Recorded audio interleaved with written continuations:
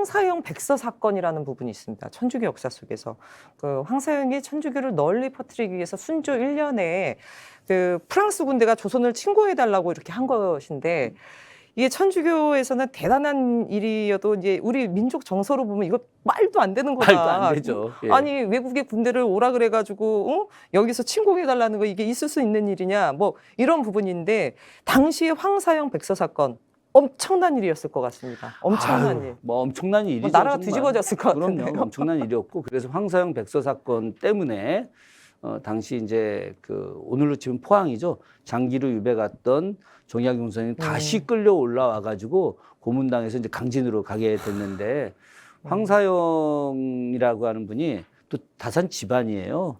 다산 정약용 선생의 큰형인 정약현의 사위입니다. 교수님 말씀대로 진짜 한국 그 천주교사에서 정약용과 형제들 그 집안은 얘기를 빠질 수가 없겠네요. 그렇죠. 아이 뭐 그 저 한국 천주교사 내용 초반이 다 그 내용들이에요. 근데 황사영은 당시 수재죠, 수재. 천재 중에 천재라고 이야기됐던 사람입니다. 그래서 또 뭐 이제 다산 또 조카 사위기도 하고, 그 다산의 그 황사영의 아내가 정난주라고 저 이제 추자도에 유배를 갔다가 제주도에 가면 정난주 선생 묘소가 남아 있죠. 근데 황사영은 아주 너무나 심한 천주교 신앙을 깊게 했어요. 그래서 심하게, 그러다 보니까 이제 프랑스 선교사를 통해서 이제 그 자기의 어떤 그 생각들, 그러니까 백서라고 하는 건 비단에 썼 글씨라고 하는 거죠. 그래서 그걸 압록강 건너가서 북경에 있는 프랑스 주교한테 그걸 줘서 프랑스 군대가 조선을 침공해 가지고 천주교를 이제 공식화하게 해달라고 하는 건데, 천주교인 입장에서는 뭐 훌륭한 일일 수 있겠으나, 저는 개인적으로 역사학자 입장에서 볼 때는 이거는 사실은 그 역적 행위다. 뭐 천주교 저 교회에서 저한테 어떻게 생각할지 모르겠지만, 저는 어쨌든 역사학자 입장에서는 그것은 올바른 일은 아니었다. 뭐 굉장히 위기도 있고 수많은 사람들이 돌아가셔서 어쩔 수 없는 일이긴 했겠지만, 그러나 그것은 개인적으로 올바른 일이 아니었다고 생각하고, 문규현 신부님 혹시 기억하세요? 예. 문규현 신부님께서 그 쓰신 책이 있습니다. 민족과 함께하는 한국 천주교회사라고. 그 책에도 문규현 신부님도 이건 올바른 일이 아니다. 황사영의 백서 사건은 올바른 일이 아니다. 뭐 그렇게 이제 규정을 하셨었죠. 그렇죠. 뭐 다른 걸 떠나서 프랑스 군대가 조선을 침공해 달라고 하는 것은 종교를 떠나서 또 조선의 수많은 백성들이 많은 피해를 보는 일이기 때문에 문규현 신부님도 그런 말씀하셨다. 오늘 또 처음 알았습니다. 그 우리나라 천주교 하면 사실 빼놓을 수 없는 분이 계시죠. 바로 최초의 이제 신부이신 김대건 신부님 얘기를 좀 살펴봐야 될 것 같은데요.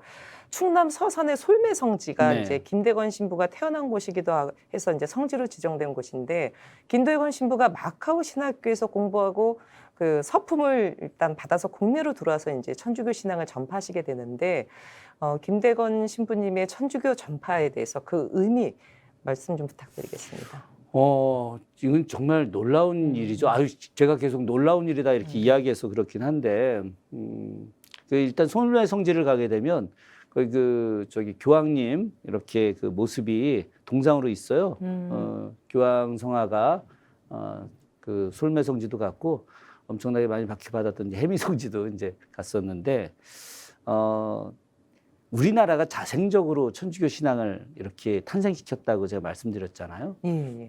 또 그런 과정에서 서양 신부들이 이제 오죠. 뭐 주문보 신부나 이런 분들이 이제 당연히 들어오기도 하는데, 그런데 이제 그 우리 천주교회 내부에서 어떤 논의들이 있었냐면, 서양인 신부님이 오셔서 우리를 갖다가 이렇게 신앙을 이끄는 것도 중요하지만, 우리 조선인들 내부에서 사제가 돼서 우리 천주교회를 이끌어가는 것이 굉장히 중요하다라고 이제 판단을 했던 거죠. 그렇게 생각하는 것 자체가 저는 매우 특별하다고 생각을 하고 있고요. 다른 나라에서는 감히 생각하지 못했던 나라의 역사입니다.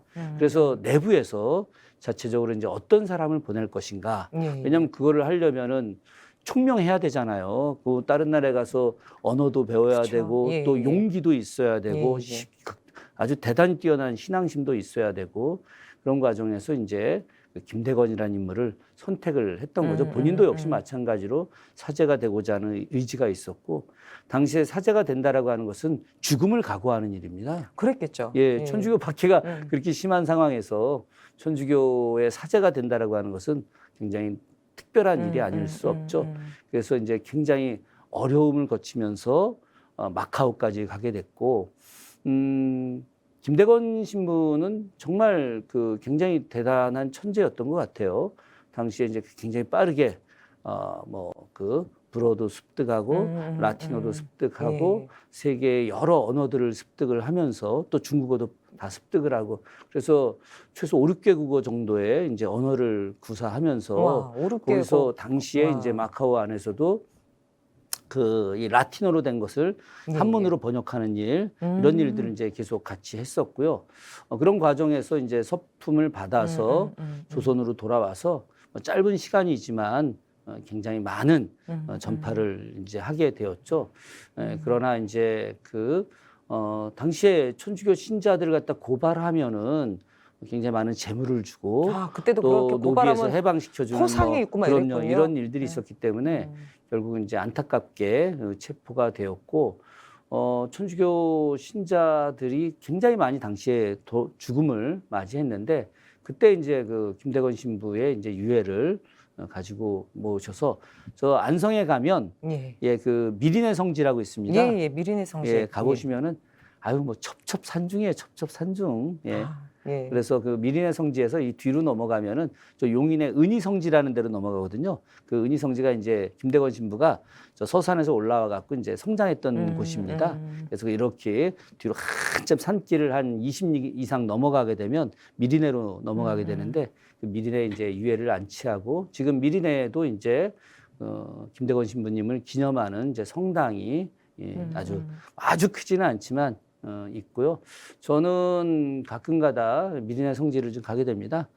저희 돌아가신 선친 묘소가 그 근처에 있어서 가다가 이제 올 때 좀 들려서 오기도 하고 그러죠.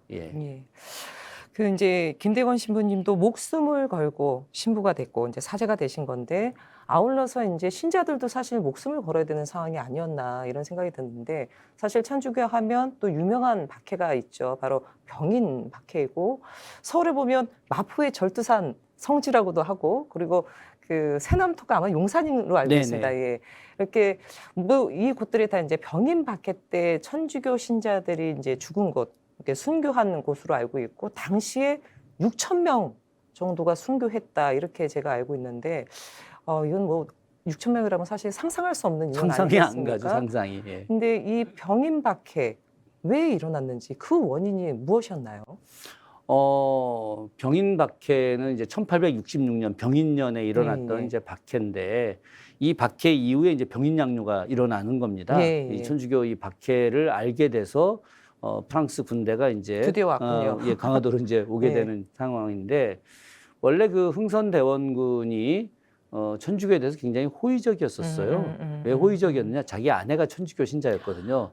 그렇습니까? 예, 그 아내도 또 뭐 그 딸도 다 천주교 신자였죠. 그러면 그때 당시에 그 흥선대원군의 부인과 딸이 천주교 신자였다면 사실은 정말 광범위하게 천주교 신앙이 전파가 된 상황이었겠네요. 예, 맞습니다. 당시에 이제 특히나 양반 사대부들은 뭐 제사 문제 때문에 그렇지만 여인들에게 많이 전파가 됐죠. 왜냐하면 평등, 또 여인들 남녀의 차별을 갖다 금지하는 이런 내용들. 물론 당시에도 이제 미사를 집전할 때 이렇게 남자 여자를 분리해서 이렇게 놓고 가운데 또 뭐 이렇게 벽을 친 것도 있어요. 뭐 그렇긴 합니다만은, 그러나 남녀가 한 공간 안에서 같이 미사를 집전할 수 있다는 것은 굉장히 당대 사회에서는 있을 수 없는 일들이었거든요.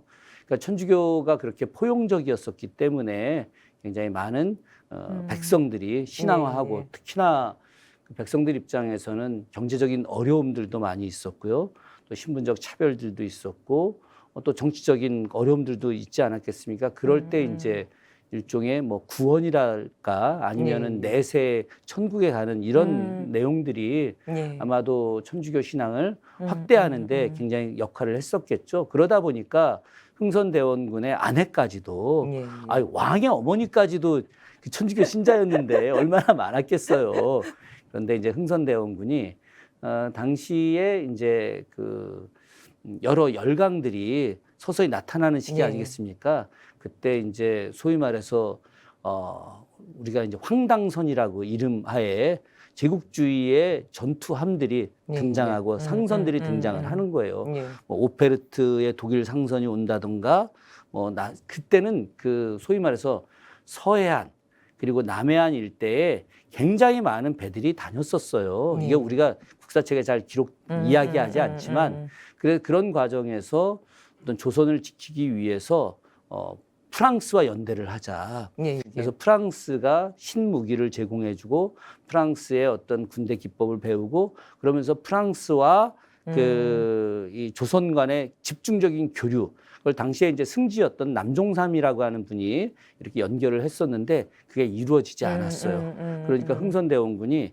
더 격분을 해서 쇄국 정책으로 나가게 된 거죠. 원래는 개방 정책을 추진하려고 하다가 쇄국 정책을 하게 됐고 그 과정에서 바로 이 천주교 신자들이 쇄국을 막는 사람들이다. 예, 그리고 예. 이들이 오히려 조선을 망가뜨리게 하는 것이다. 조선의 지배체제, 질서 체제를 망가뜨리는 거다라고 해서 천주교 신자들을 대거 잡아들였고 당시에 이제 너희들이 살기 위해서는 이 십자가를 밟아라. 십자가를 놓고 거기다 밟거나 침을 뱉게 해서 밟으면은 살려주고 밟지 않으면은 그냥 사형시켜버리고 사형시키고. 그래서 이제 거의 대부분의 예, 예. 천주교 신자들이 밟지 않고 그대로 목숨을 잃게 됐고요. 거기서 이제 절두산 그곳에 머리를 잘랐잖아요. 그래서 절두산이 된 거예요, 그게. 그래서 끊을 절두산 절자. 성지가 네, 그래서 예. 절두산에서 이제 하게 됐고 당시에 뭐 여러 이야기들이 많이 있지 않습니까? 자식들이 그 망나니를 찾아가서 우리 아버지 어머니의 목을 한 번에 베게 해달라. 당시 망나니들이 두 번, 세 번 막 이렇게 돌아가시지 베기도 하고 않도록. 어떤 신자들은 하늘을 보고 난 죽겠다라고 해서 망나니가 목을 치는데 거꾸로 하늘을 보면서 죽는 이런 모습들도 있고요. 이런 내용들은 이제 한국 천주교회사에 자세히 또 기록되어 있기도 합니다. 어찌 본다면 종교적 신념과 신앙이긴 하지만 이러한 역사적 배경이 있었기 때문에 지금 저희가 모두가 인간은 똑같은 존재고 평등하고 차별이 없어야 되고 이런 이제 생각들이 이제 지금에 이르게끔 했던 가장 바탕 중에 하나가 또 천주교가 했던 또 역할이 아닌가 생각이 드네요. 이야기하자면 그 최재우 선생이 1840년에 이 동학을 창도할 때 그때 이제 그 하늘에서 천서를 받았다라고 하는데 그 천서가 바로 천주시리예요. 그래서 천주시리 안에 있었던 평등 정신 이런 부분들이 우리 어떤 동학을 통해서 모든 것이 평등하다, 인내천, 사람이고 하늘로 이어진다라고 하는 그런 정신으로까지 이어지고 있는 건 뭐 분명한 사실입니다. 예. 그 수많은 순교자가 배출이 됐기 때문에 그런지 몰라도 그 1984년에 교황 요한 바오로 2세가 우리나라를 방문했을 때 한국 천주교의 복자 103위를 성인으로 책봉하기도 했었습니다. 이게 이제 세계 천주교에서도 뭐 유례가 없는 일이다 이런 얘기가 있었는데 이게 좀 어떤 의미가 있는 것입니까? 앞서 계속 이야기했던 이제 박해 기간에 돌아가셨던 분들 뭐 정말 몇천 명 거의 뭐 만여 명 가까이 되지 않습니까? 그 중에서도 이제 천주교 지도자급에 해당되는 인물들을 이제 예전에 60년대, 70년대 로마 교황청에서 복자라고 해서 성인 바로 아래 단계 그 지정되는 이제 위격이 있습니다. 복자를 지정했다가 1984년에 요한 바오로 2세가 이제 한국에 오셔가지고 103위의 복자를 모두 성인으로 이렇게 그 추존을 하시게 됐죠. 그래서 동시에 103명이 성인으로 추존된 거는 지금까지 그 예수님 탄생 이후에 현재까지 세계 천주교회사에서 유일한 일이라고 할 수 있고요. 유일한 일인가요? 예, 우리나라에 굉장히 많은 이제 성인들이 있는 거죠. 보통 이제 세례명을 많이 받지 않습니까? 그러면 뭐 저 같은 경우 이제 요셉이 세례명인데 저는 이사벨라입니다. 이사벨라. 그런데 이제 정하상 바오로 이제 아예 그 정하상이라는 분이 당시 세례명을 바오로로 받았는데 이제는 우리가 세례명을 받을 때 정하상 바오로로 세례명을 받을 수 있는 이런 그 상황이 된 것이죠. 저는 기본적으로 이 103위의 시성이라고 하는 것, 성인으로 모신 부분들이 이제 단순하게 우리 한국 천주교회가 굉장히 대단하다 이런 것들이 아니라 바로 한국 천주교회를 이끌어왔던 혹은 또 숨어 있었던 그 많은 분들이 갖고 있었던 그런 고귀한 정신들, 시대와 저항하는 그리고 어떤 평등과 평화를 이끌어내려고 하는 그런 분들, 그런 정신들을 갖다가 오늘날 계승해야 되지 않을까. 그것이 바로 남북화의 또 세계 평화, 또 우리 내부에서의 어떤 양극화를 해소하는 굉장히 중요한 기반이 되지 않을까 생각합니다. 예. 예.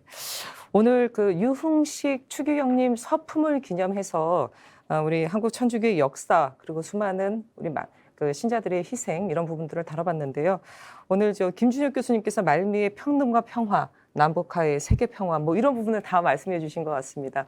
모처럼 저희가 정치의 이슈 현안이 아닌 부분을 다루었는데요. 저희가 이제 또 평등해야 되지 않습니까? 다음에는 한번 불교, 기독교 이렇게 한번 다뤄보는 것도 좋지 않을까 싶습니다. 예. 오늘 7번째 시간 우리 김준혁 교수님과 함께했는데요. 아쉽지만 오늘 역사 토크 투데이 여기서 마무리해야 될 것 같습니다. 함께 시청해주신 우리 스픽스 시청자 여러분 감사합니다. 다음 주에 뵙겠습니다. 고맙습니다.